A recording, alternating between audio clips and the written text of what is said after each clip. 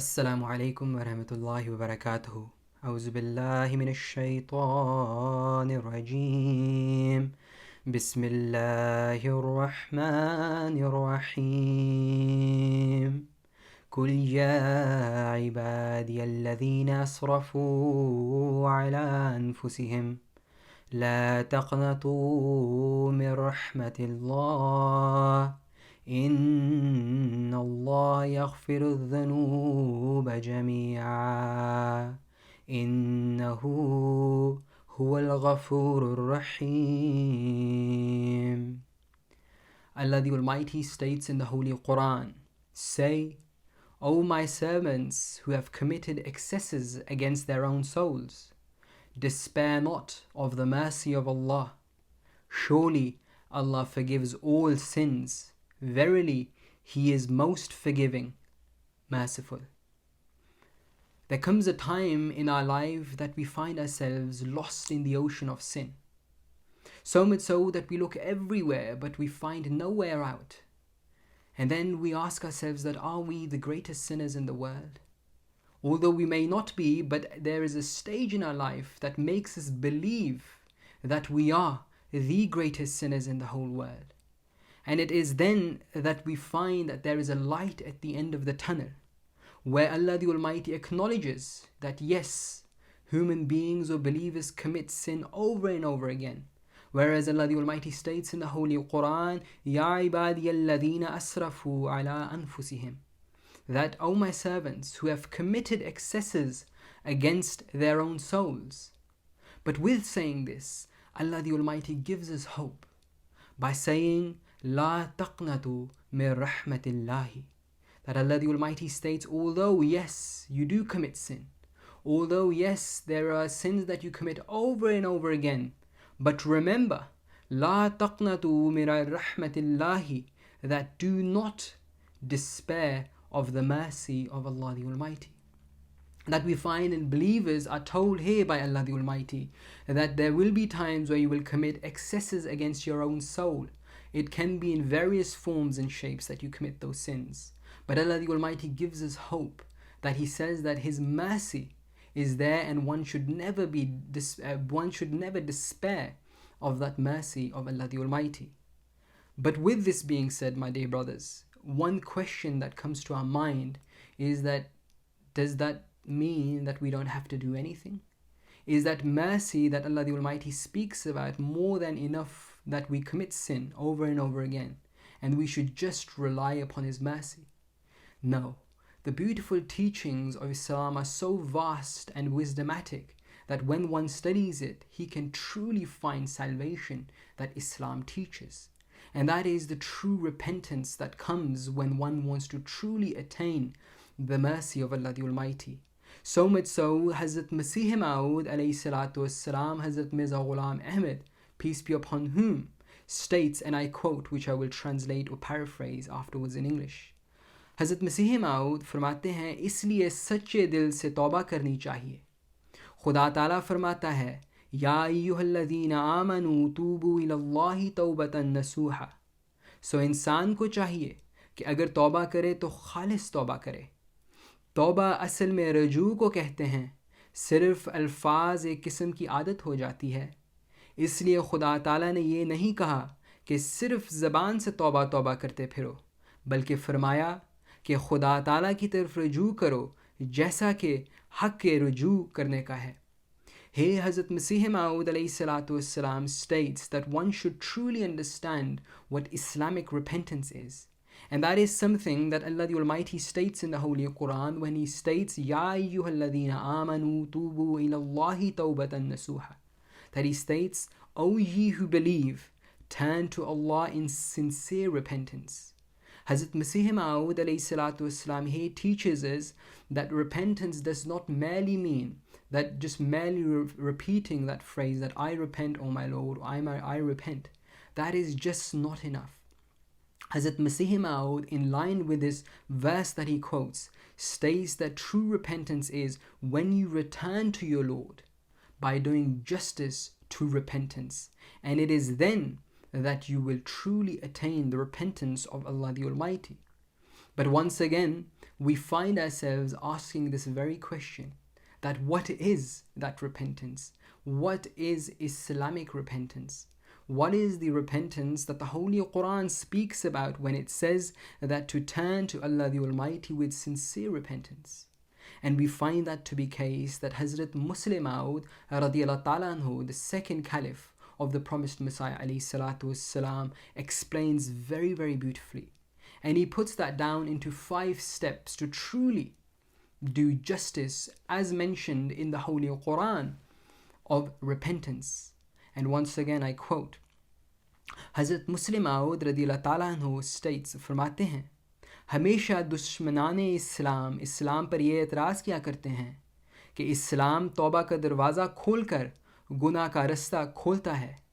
तौबा के माने वो ये समझते हैं कि मुँह से मेरी तौबा कह दिया और बस इसी कदर गुनाह की माफ़ी के लिए काफ़ी है। हालांकि इस्लाम की यह तालीम नहीं, इस्लामी तौबा बिल्कुल और चीज़ है। इस्लाम ने बदी से नेकी की तरफ आने और नेकी से आला मकामात की तरफ जाने को सिर्फ़ एक मकाम नहीं करार दिया, बल्कि इस्लाम बताता है कि ये दोनों काम कई मदारिज तय करने के बाद पूरे होते हैं। एक गुनाहगार जब खुदा ताला की तरफ लौटना चाहता है तो पहले उसमें मुहासबा का मादा पैदा होता है, यानी वो अपने नफ्स का मुताला करके उसकी गलतियों को पकड़ता है, तब उसमें नदामत पैदा होती है। उसके बाद इस्तिआज़ा करता है, यानी उन गुनाहों को दूर करने की कोशिश करता है, लेकिन साथ ही अल्लाह ताला से भी मदद लेता है। उसके बाद वो इस्तिग़फ़ार करता है, यानी पिछले गुनाहों के बदअसरात से महफूज रहने की दुआ करता है। उसके बाद वो तौबा करता है, यानी पूरी तवज्जो से अल्लाह ताला की मोहब्बत में लग जाता है और उससे अपना पैबंद जोड़ लेता है। गर्ज़ तौबा के माने मुँह से माफ़ी मांगने के हरगिज़ नहीं होते, बल्कि ये बदी से नेकी की तरफ आने या नेकी के किसी मकाम से उसके दूसरे मकाम की तरफ जाने की मंजिलों में से एक मंजिल का नाम है। Now Hazrat Muslim Maud radiyallahu ta'ala anhu beautifully explains in 5 steps what true repentance is. Hazrat Muslim Maud radiyallahu ta'ala anhu writes that many a times we find those people who raise allegations against Islam to say that Islam in essence actually opens the door to sin by giving permission to Muslims to merely say, I repent, and that should be enough. But Hazrat Muslim Maud radiyallahu ta'ala anhu states that this is a huge misconception that is to be found. There is something far more greater at play when it comes to Islamic repentance that those people have understood. Hazrat Muslim Maud radiyallahu ta'ala anhu states that repentance is actually a journey which one takes from sin to righteousness, and from righteousness to higher stages of their piety, which in essence means that they elevate within their spirituality. But Hazrat Muslim Maud radiyallahu ta'ala anhu then writes how one is to do true repentance. Hazrat Muslim Maud radiyallahu ta'ala anhu states that the first step for true and sincere repentance is muhasba nafs, that you assess yourself, that you assess your own soul and look deep within and search the vices and sins that you think that you are committing. Remember, you can lie to anybody else, but you can never lie to yourself. And when you look deep enough, you will start to find those flaws that are in actuality hindering your spiritual success, your spiritual elevation. And Hazrat Muslim Maud radiyallahu ta'ala anhu writes that when you find those flaws, it is then that a true believer feels nadamat, embarrassment, that he feels that I am doing so many vices, I am committing so many sins, and in actuality it is taking me away from my Lord, and that causes a true believer to feel extremely embarrassed. And when he does that, Hazrat Muslim Maud radiyallahu ta'ala anhu writes that the third stage is isti'aza, that he then starts to rid himself from that particular vice or those flaws or vices that are to be found within himself with asking the help of Allah the Almighty. And he slowly starts to make that mujahida, that effort. And then when he does that, the fourth step Hazrat Muslim Maud radiyallahu ta'ala anhu speaks of is of istighfar, that he then asks for forgiveness of Allah the Almighty. He asks forgiveness of his past sins. And he asks of Allah the Almighty that please forgive me the past sins that I have committed. And then he also, whilst doing istighfar, asks for future or present sins that Allah the Almighty safeguard him from committing those. And then Hazrat Muslim Maud radiallahu ta'ala anhu states, it leads to hakiki tawbah. Tawbah in which he then puts himself at the mercy of Allah the Almighty.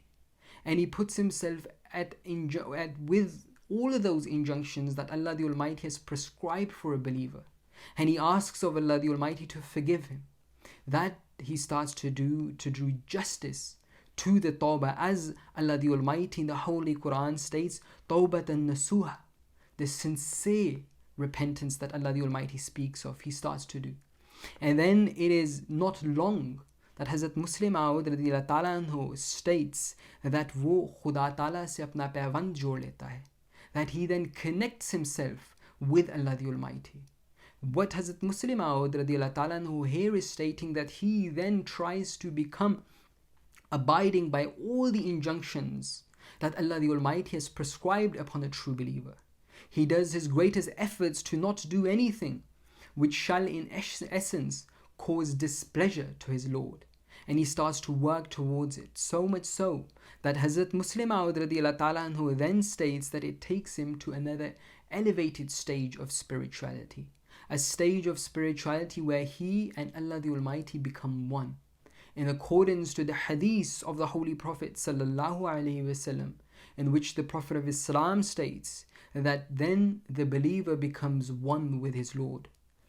So much so that his eyes become the eyes with which Allah the Almighty sees with. Or his ears become the ears of which Allah the Almighty hears from. And his tongue becomes that of Allah the Almighty. I.e. what, na'uzubillah, the Holy Prophet ﷺ is not saying that that person becomes God. Rather, what the Holy Prophet ﷺ is telling us is that that person becomes so in line and in tune with all the injunctions and instructions of Allah the Almighty that his every step, his every action becomes as though if he is exactly in line with what Allah the Almighty has instructed true believers to do.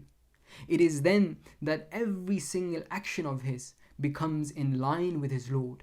And that is through hakiki tawbah or tawbatan nasuha, sincere repentance, that one finds himself to start to tread upon that path of piety, righteousness, in which he tries to attain that nearness of Allah the Almighty. It is funny that it actually reminds me of a poet, or an Islamic poet who was famous in the 8th century of Islam, whose name was Abu Nuwas.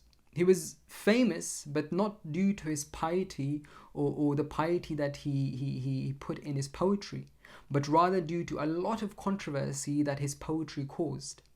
It was known that he used to speak or write poetry about extremely vulgar things. And when we look into his poetry, we find that his majority of his poetry revolves around the consumption of alcohol. So much so that the people of the time had classed his poetry to be called al-khamriyat. Al-khamr means in Arabic alcohol. So his poetry, or majority of his poetry, became known as al-khamriyat. And because of which he became extremely controversial. So much so, with time he passed away.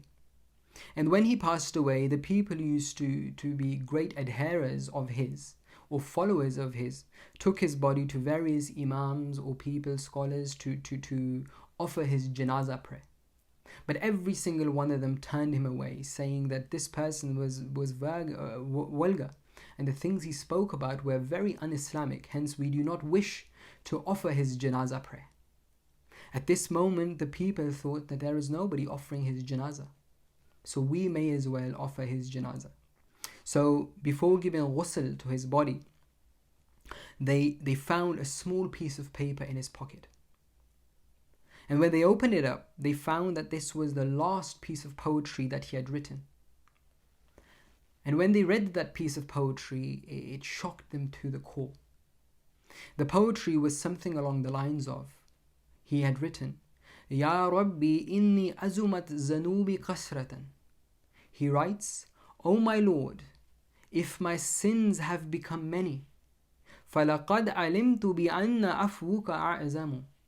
He writes, but then indeed I know that your forgiveness is greater. إِنْ كَانَ لَا يَرْجُوكَ إِلَّا مُحْسِنٌ. If the only people that can have hope in you are the righteous, فَبِمَنْ يَلُوذُ وَلْيَسْتَجِيرُ الْمُجْرِمُ. Then who would the criminal and sinner turn to? أَدْعُوكَ رَبِّكَ مَا أَمَرْتَ تَضَرُّعًا. I supplicate to you in great humility as you have instructed me to do.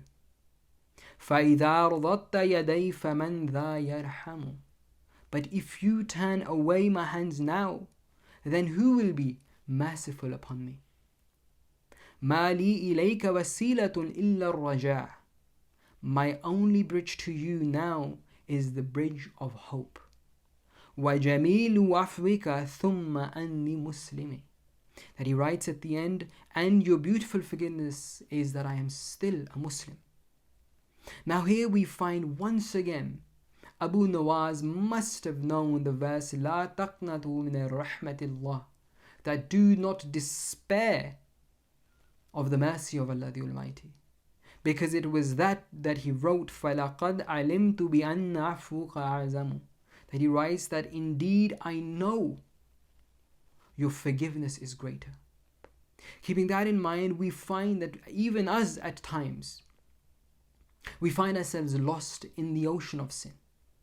But remember, we always turn to our Lord, because our Lord is the one that states in the Holy Quran, لا تقنطوا من رحمة الله, that do not despair of the mercy of Allah the Almighty.